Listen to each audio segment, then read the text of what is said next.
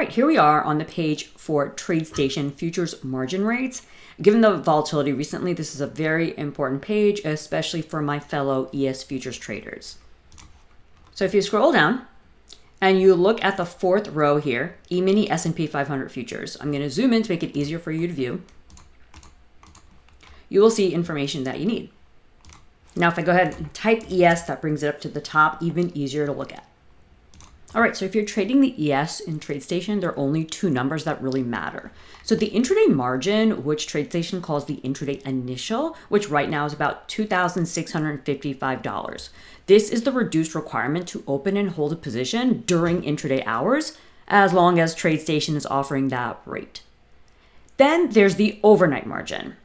This is what you need if you want to hold the position beyond the intraday window. And in this case, it's $26,551, 10 times the initial intraday margin. If you want to go long, and slightly lower if you want to go short, $24,913. Now here's the catch. The intraday margin, this intraday initial, can disappear and be revoked at any time.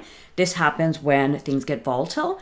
And so if that occurs, so when TradeStation removes the reduced intraday rate in this intraday initial column, you're immediately subject to the full margin requirements. So 26,000, 24,000, that's roughly 25,000 depending on the direction. If the intraday initial margin is removed, then it's even if you want to just have a trade on. So yeah, I just got to keep an eye on this page. And if there's any significant updates in the future, I'll try and keep an eye on them. Catch you soon.